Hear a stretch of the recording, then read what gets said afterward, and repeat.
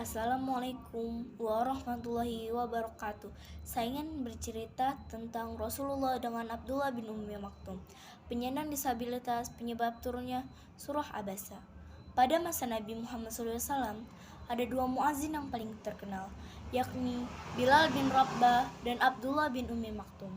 Bilal bin Rabah adalah mantan budak berkulit hitam dari negeri Habasyah, dan Abdullah bin Ummi Maktum seorang penyandang disabilitas penyebab turunnya surah Abasa. Bilal bin Rabah dan Abdullah bin Ummi Maktum merupakan orang pertama kali masuk Islam atau sering disebut juga as-sabiqunal awalun. Meskipun Abdullah bin Ummi Maktum digambarkan sebagai penyandang disabilitas penyebab turunnya surah Abasa, ia dikenal berilmu dan mempunyai kepekaan yang tinggi atas pergantian waktu, sehingga tugas muazin diserahkan kepadanya pada masa Nabi Muhammad. Ada kisah menarik loh teman-teman tentang Abdullah bin Ummi Maktum, yakni kisah menjadi turunnya surah Abasa. Pada suatu hari, Nabi Muhammad SAW tengah duduk bersama para pemuka Quraisy. Tiba-tiba Abdullah bin Ummi Maktum datang dan menanyakan sesuatu ke beliau. Dan Rasul malah tak menghiraukannya karena sedang fokus berbicara dengan para pemuka Quraisy, yang diantaranya adalah Syaibah bin Rabi'ah.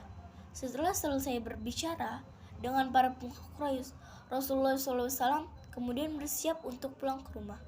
Namun beliau mendadak kesakitan sebagaimana akan terjadi turunnya wahyu. Saat itulah firman Allah turun,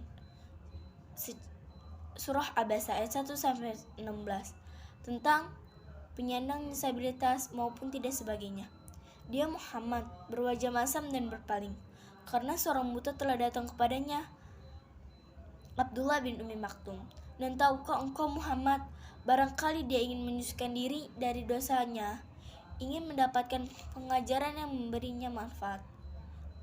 Dan adapun orang merasa dirinya serba cukup, pembesar-pembesar Quraisy, maka engkau Muhammad memberikan perhatian. Padahal tidak ada celah atasmu kalau dia tidak menyucikan diri. Dan adapun orang yang datang kepadamu dengan bersegera untuk mendapatkan pengajaran, sedang dia takut kepada Allah, engkau Muhammad malah mengabaikannya.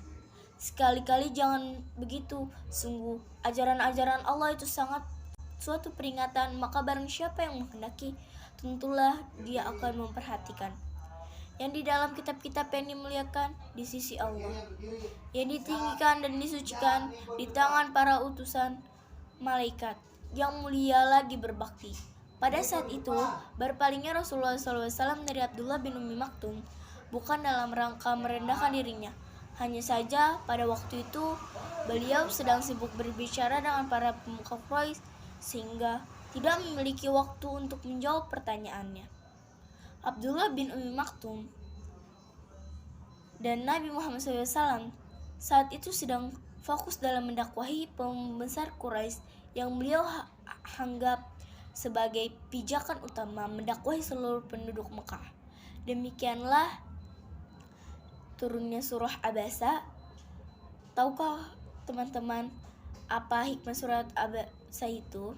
1. Selalu berhusnuzon atau berprasangka baik terhadap semua orang. 2. Berhati-hatilah dalam bersikap sehingga tidak menyakiti orang lain.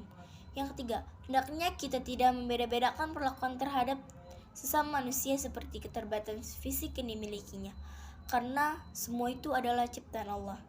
Wassalamualaikum warahmatullahi wabarakatuh.